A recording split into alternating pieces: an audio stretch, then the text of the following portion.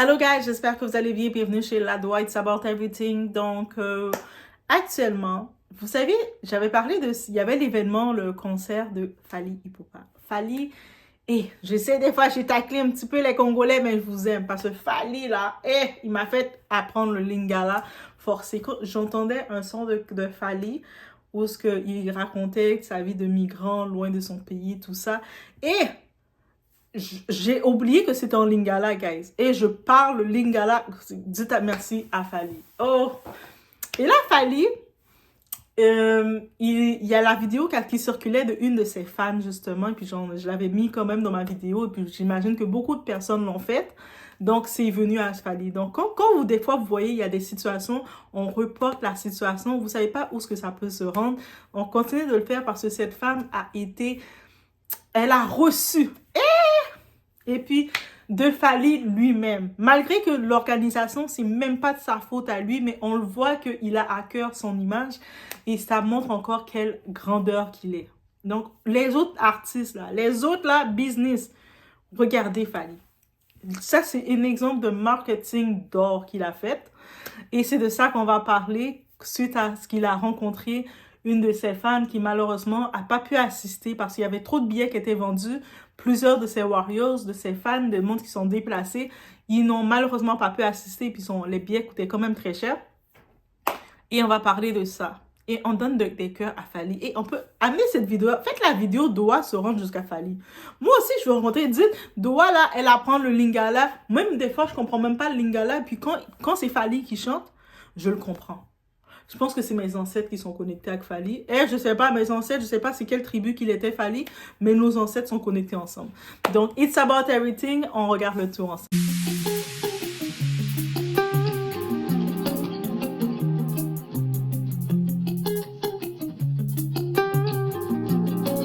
Non, c'est bon, c'est ça.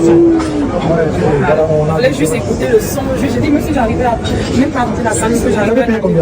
J'ai payé un ticket de 300 et puis 4 tickets de 10 000. Tu as tes tickets? J'ai pas les tickets de jour, mais les 10 000, j'ai ça dans mon téléphone, parce que c'est pas 1000 que je vais juste. Ok, bon, j'ai commencé officiellement. On va réunir une date, un concert pour toutes les personnes qui avaient manqué l'article ici. Parler de. Donc là, on fait d'habitude des écrits.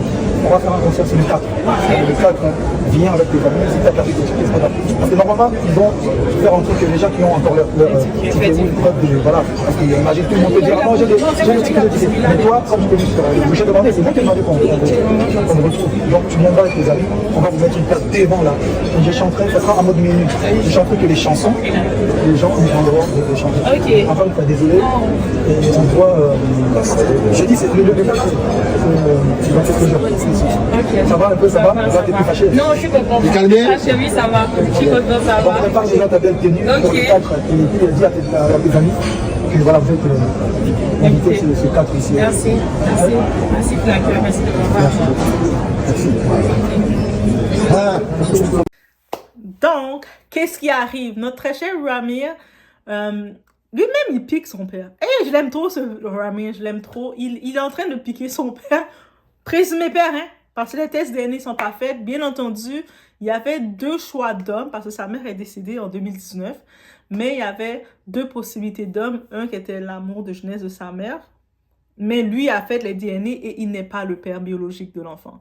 Et là, maintenant, il dit, Jay-Z, je veux que tu confirmes au monde que c'est toi le père. Et il dit maintenant, notre petit Ramir, il a dit, notre petit de 30 ans, Ramir, il a dit, voilà pourquoi, en vrai, il veut pas avouer, il ne veut pas dire, il veut pas faire les tests de DNA parce que ça va prouver qu'il a fait un enfant avec ma mère était underage, ma mère était mineure quand il a fait l'enfant avec ma mère. Parce que déjà, il nous a dit que sa mère l'a accouché à 16 ans. Donc, on fait les calculs, tu accouches à 16 ans. Donc, on peut comprendre, en effet, quand vous allez voir dans les vidéos que j'ai faites, j'ai déjà parlé de la fille d'Avi qui explique un peu les détails, comment l'enfant s'est fait. Mais comment l'enfant s'est fait? comment la mère, elle a rencontré Jay-Z à l'époque. Et donc, elle était très jeune. Et puis, quand on regarde comment ça s'est fait, vraiment, ça peut expliquer. Donc, elle était jeune, peut-être elle était en fugue, peut-être qu'elle était avec des amis, mauvais amis ou des amis tout court. Vu qu'on est à cet âge-là, tu sais, on pense être grand et on se fait avoir par des plus grands que nous. Bref, ça s'est fait. elle a eu une relation avec ce type. Techniquement, dans la relation, ils ont utilisé des préservatifs, mais les préservatifs se sont déchirés ou se sont brisés. Ça peut arriver, c'est pas un moyen sûr et efficace. Une grossesse est venue derrière tout ça et elle a accouché à 16 ans. Donc lui, qu'est-ce qu'il laisse entendre? Mais dans les termes, techniquement, il dit Jay-Z veut pas aller faire le DNA pour prouver qu'il est le père parce que sinon il va aussi devoir prouver que sa mère était underage. Ça va laisser entendre beaucoup de comment dirais-je, Jay-Z a quand même la réputation d'aimer les femmes très jeunes. Il a cette réputation-là. Que ce soit, on se rappelle, Foxy Brown. Foxy Brown, je pense que Foxy Brown a pris certaines pressions, donc elle a voulu changer les mots, dire non, non, non, je n'étais pas victime. Mais Foxy Brown, elle avait dit elle-même qu'elle avait 14 ans. Tu sais, quand on entendait Foxy Brown faire du rap, elle était un bébé. Elle avait 14 ans. Et puis, elle était en relation avec Gros Jay-Z, qui avait à l'époque déjà dans la vingtaine. Donc, il aime les jeunes filles bien jeunes, bien fraîches, bien jeunes, bien jeunes. Bien jeunes, le jambon est jeune. Eh oui, on a l'image de jambon. Donc, on sait que l'histoire de Foxy Brown, on sait que par contre, dans les derniers moments, parce que j'avais vu une dernière entrevue d'Aaliyah, elle n'avait jamais elle n'a jamais officialisé qu'elle était avec Jay-Z, mais on laisse entendre, parce qu'il y a son ancien collègue, son ancien ami, Damon Dash, qui était le copain officiel, le fiancé d'Aaliyah avant sa mort. Il a dit que Jay-Z, il voulait avoir Aaliyah. Sauf Aaliyah était comme, moi, je te veux pas. I don't want you. Et puis, ça a créé un petit peu de friction. Donc, on sait que le type de femme qu'il aimait. On a aussi une certaine chanteuse, Maya Harrison, notre qui chantait Ghetto Superstar. On se rappelle d'elle? Oui, c'est elle. Mais elle se rappelle comment elle avait été boycottée et tout ça parce que à l'époque, Jay-Z, il avait essayé de faire des petites...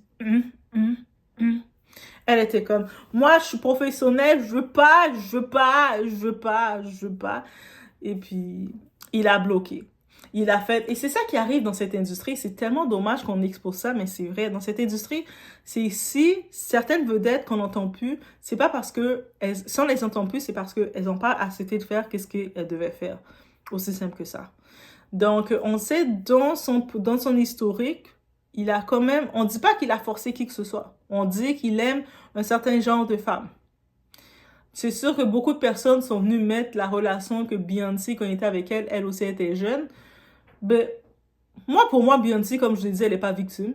Elle est consentante complètement avec lui. Elle-même, je suis sûre que c'est elle-même qui a choisi Jay-Z avant qu'il la choisisse. Oui, j'ai déclaré ça. C'est elle-même qui a choisi Jay-Z avant qu'il la choisisse. Et puis, peut-être que quand il l'a vu, elle avait 16 ans, il a pu faire « elle n'est pas pire ».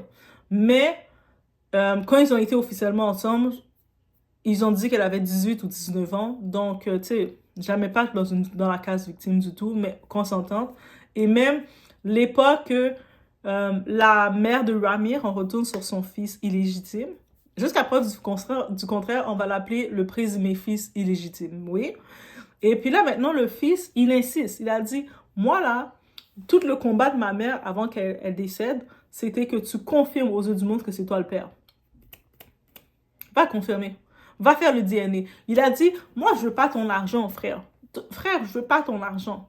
Je veux que tu confirmes. Mais je sais que tu veux pas confirmer parce que tu sais que tu étais en règle, par la loi, tu étais coupable d'avoir une relation avec ma mère parce qu'elle était underage. Elle n'avait pas l'âge légal pour avoir une relation avec toi. Et là, maintenant, d'aller faire le test DNA avec moi et ça va confirmer que c'est toi mon père, mais on va confirmer que tu étais avec une fille underage. Et je sais, c'est pour ça que tu veux pas. Et il a confronté comme ça, guys. Le petit Ramir, il a du cran. On l'aime, notre petit Ramir. Il a du cran. Moi, j'appelle le petit comme si c'était un petit de 21 ans. Il a 30 ans, juste pour vous dire. Et en vrai, je pense pas, comme il a dit, il n'a pas besoin de l'argent de son père. L'argent de son géniteur. Et rien du tout. Mais il veut faire fermer le chapitre et confirmer que c'est lui le père. Et c'est tout à fait normal. Physiquement, quand on les regarde, on voit des traits. On le voit. Parce que je pense que Jay-Z, il a des gènes très forts. On voit des petits traits qu'il est le grand frère de Blue Ivy. Mais, encore une fois, on le voit comment il commence à prendre l'espace, à présenter ses faits, à en parler.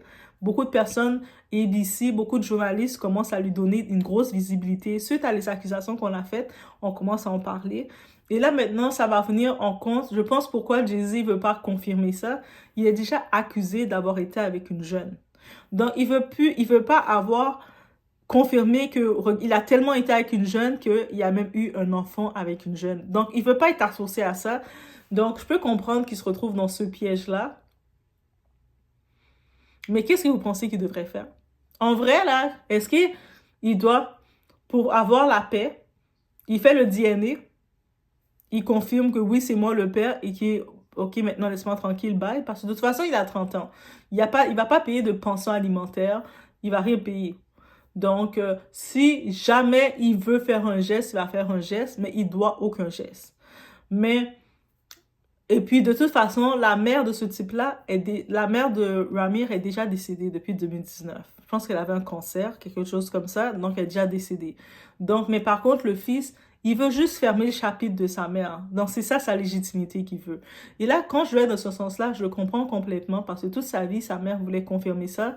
Elle se faisait rebourser chemin. Même quand il s'est marié avec Beyoncé, on aurait pensé que Beyoncé, étant une femme, elle aurait dit « Ok, c'était ton passé, t'as fait un enfant dehors. Dis, gars, babe, confirme-le, puis on passe à autre chose. » Mais elle aussi, entre Beyoncé, elle est pire que son mari.